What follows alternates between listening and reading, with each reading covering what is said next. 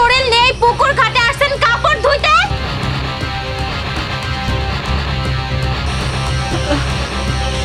কি হয়েছে বৌমা?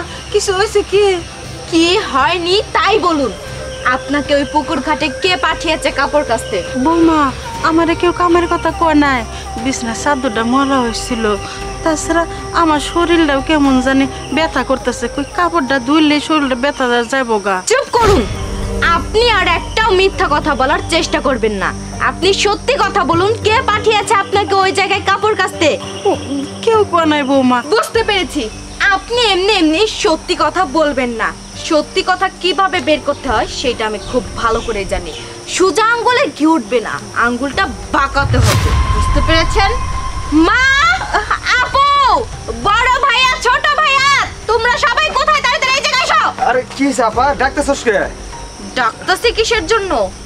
আমার শাশুড়ি আম্মাকে কে ওই পুকুর ঘাটে কাপড় কাচতে পাঠিয়েছে? নিশ্চিত ভাইয়া তুমি পাঠিয়েছো? আল্লাহর কসম করলাম বুবু, একদম সত্য কথা কইতাছি। ওই মার আমি কি লেগে কাম করে কম কও মামা, আমি কইছি না না কোন নাই। ও আচ্ছা, বুঝতে পেরেছি। ভাইয়া তুমি বলো নাই। ভাইয়া তুমি বলেছো? না আপু, আমি একদম বলি না। আমি আসছি তোদের বাসায় বেড়াইতে, আমি কি তোর শাশুড়িকে এগুলো কাজ করতে হবে বলতে পারি?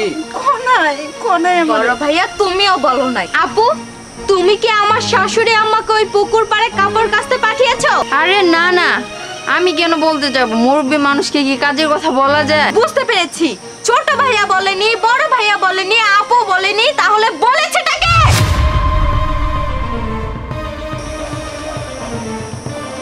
মা, আমি তোমাকে জিজ্ঞাসা করব না যে তুমি কিসের জন্য আমার শাশুড়ি আম্মাকে ওই পুকুর পাড়ে কাপড় কাচতে পাঠিয়েছো, কিন্তু কেন পাঠিয়েছো সেইটার জবাব আমাকে দাও।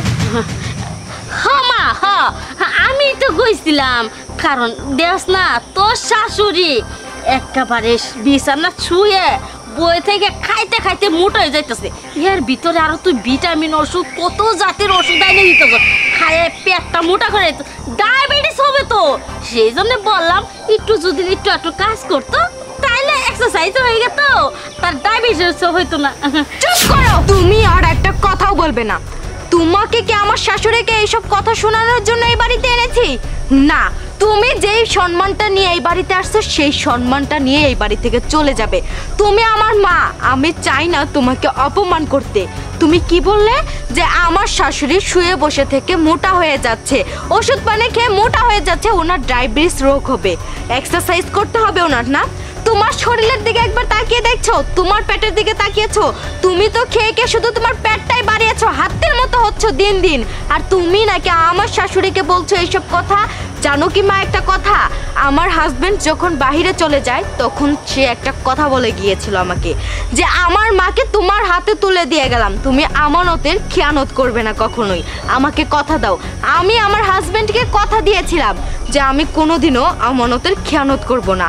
আমি তোমার মাকে আমার নিজের মায়ের মতো দেখে শুনে রাখবো, কোনো সময় কোনো ক্ষয়ক্ষতি হতে দিব না। আর তুমি নাকি আমার বাড়িতে এসে উকলতি করা শুরু করেছো। শোনো মা, যেই মায়েরা মেয়ের বাড়িতে এসে উকলতি করে ওই মেয়ের সংসার কখনোই টিকে না। এই যে মা, শুধুমাত্র তোমার জন্য আজকে বড় আপু ডিভোর্সি। তুমি কি চাচ্ছ যে ওর মতো আমিও ডিভোর্সি হয়ে ঘরে বসে থাকি? না, কখনোই না। পিথি, তুই কিন্তু আমার অপমান করতেছস। চুপ করো মা। তোমার জন্য এই সংসার বড় আফুরো ভেঙে গেছে, আমি আফুরো সংসারটা ভাঙতে চাও না। কথা না বারে সুদা বারে দিক চলতো। আপু আসো, মানুষই বৌমা, তুমি আমার জন্য তোমার ফ্যামিলির মানুষ এইভাবে অপমান করে খেতে দিলে? আম্মা, আপনি কি পাগল? আপনার জন্য আমি সবকিছু করতে পারি, শুধুমাত্র আমার ফ্যামিলির মানুষ কেন? বৌমা, তুমি এত ভালো মানুষ, এত মহান, যে শাশুড়ি মারলে নিজের মায়ের বাপ থেকে বাই করে দেয়। তোমার মতন বৌমা যদি বাংলার ঘরে ঘরে থাকে, শাশুড়ি কখনো কষ্ট থাকবে না। আল্লাহ